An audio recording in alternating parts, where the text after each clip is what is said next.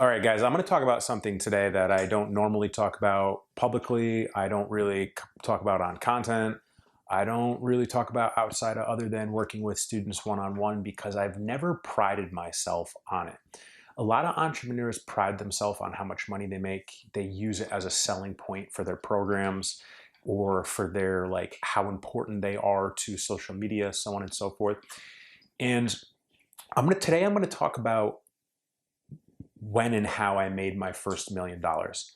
And I really want to put on display that the type of entrepreneur that I am, type of person that I am, I never thought that was important.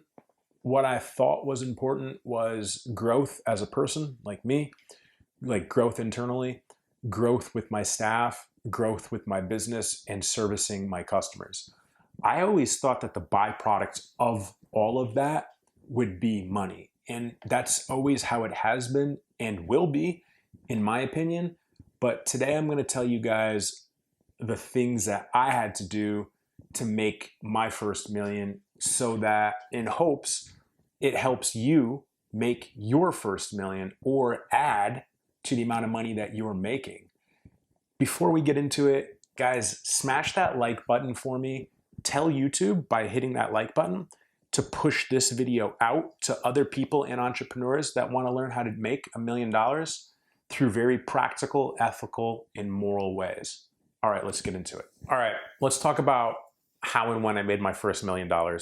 And understand, guys, if you have made $1 million and you're listening to this show, I think you'll relate to the statement that I'm going to say.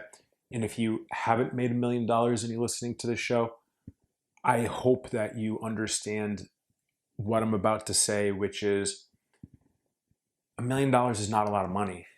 It's really not.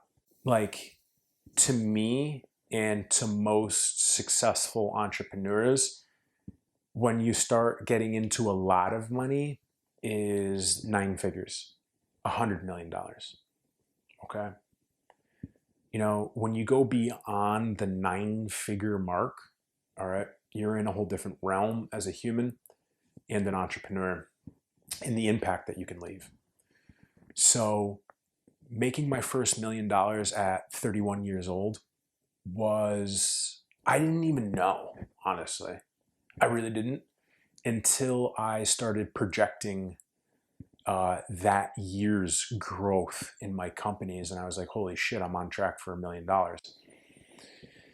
You know, when it happened, it didn't really affect me because I didn't really care. What I cared about was the impact that I was making and the tens of thousands of customers I had around the world at that point. You know, the byproduct of the impact that I would make would be the financial return. So I know this might sound unorthodox when it comes to money. However, it's very important to disconnect the want for money if you want to be successful. You have to genuinely want to help people and or genuinely solve a problem. Okay. So I'm going to give you 3 things that I did to make that first million. And the first thing that I did was exactly what I just said: want to solve a problem and want to help people. And that was through my dream at the time. And in my mid to late 20s, I had a dream that, honestly, guys, I'm sure a lot of you can relate to this. Everyone laughed at me. I wanted to be a gym owner, and I wanted to help people with their fitness and solve their problem with being unhealthy or giving them an outlet to be healthier in. And the first step is you got to have a dream. You got to have a dream, and it's got to be big. And you're on the right track if people laugh at you or make fun of you or tell you can't do it, because those are the same people that are cool with being average. And I'm going to be honest with you. I have friends that are average. They're my best friends, but they're cool with it. And I don't look down upon them for that. However, average thinking is not what an entrepreneur does. Okay. An entrepreneur thinks grand. And if you have a grand dream, you're going to get laughed at. And of course, there'll be people that support you and take care of them. But when the people laugh at you, just understand it's part of the territory. So the first step is you have to have a dream. And the best way to have a dream is spend time on dreaming it. What is it that you want to do? Is there something grand that you want to do? And take time to figure it out. It might not come immediately. It might take a little bit of time. My best advice to you is, if you're looking for your dream, is find your Zen place. For instance, my Zen place is in the mountains. My best thinking is in the mountains. So I go to the mountains. And interestingly, as of late, I haven't been there a lot. But during that point in my life, I was there often. Maybe because I needed the help to dream. And I turned that dream into reality. And the second thing that I'm going to tell you that I did to make my first $1 million was, I had that dream, but I also lived drastically under my means, like drastic, all right? Rather than driving like a mid six-figure car, which I could have at that point, I drove a Subaru. And it was a great Subaru. For those of you guys that know STIs, I had a few of them. They're like $40,000, or they were $40,000, $45,000, something like that. I could have easily been driving a $150,000, $200,000 car with my credit, with my income, with my ability to leverage that kind of car. However, and I love cars. I love cars. And I still, to this day, years later, teaching how to make your first $1 million, live under my means, not only throughout my whole life, but with my cars. And I'm a car guy. So I lived under my means with my cars. I lived under my means with my home. I lived in a 580 square foot home in West Haven, Connecticut, arguably in the ghetto, very mixed demographic, very mixed socioeconomic status, and pretty crime ridden. I mean, I had to chase drug dealers from the front of my house. It was pretty bad. And I lived under my means so I could have money and use that money, especially once getting to that position, to allocate towards reinvesting in myself and in my companies. And when you live under your means, you have an abundance of cash to invest where you feel is necessary, whether it's back into your staff, whether it's back into you, which I highly recommend both of those, or maybe you have a big month and you buy yourself like a gift for it.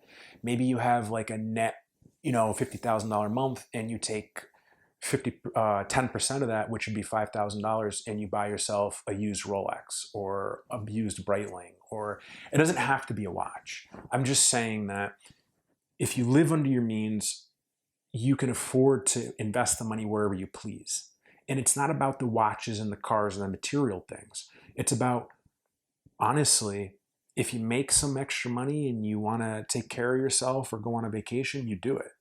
But the majority of it, living under your means, you allocate it to where you reinvest it till you keep growing, which generally speaking is within yourself and within your companies.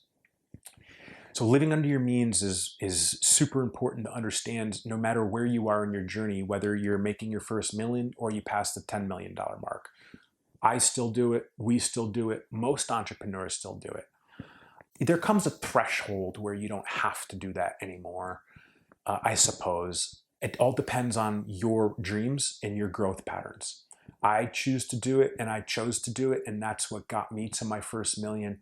And that's why I'm telling you about it. Last thing that I did out of the three things that I did to make that first million is work hard. And I'm talking about like serious hard work, to the point that I sacrificed a lot of my short-term comfortabilities, including living under my means, to create that long-term vision or that long-term gain. I was 7 or 8 years into my journey at 31 years old, and I had worked hard to get there, and I continued to work hard once I passed that $1 million mark. Because the irony is the hard work that it takes to get to that point, which I'm sure those of you listening that have gotten to that point can relate to, you realize, and this is important for those of you that haven't gotten to that mark yet, once you get to that $1 million mark, you realize like your hard work has gotten you there. However, there's a lot more hard work to be done. And in reality, to make $1 million, like you got to be good at a few things, and there's a lot of things you're not good at. Understand that it's all levels to the game and hard work. And when you start understanding your opportunity areas in that hard work, the things that you're not good at, which maybe I'll shoot a show on the things that I learned I wasn't good at after I hit my $1 million mark, which propelled me to the next few levels, honestly. It really opens your eyes. And just to run it back so you guys understand, okay? The 3 things that got me to the $1 million mark more than anything else was a huge dream, living under my means, and hard work.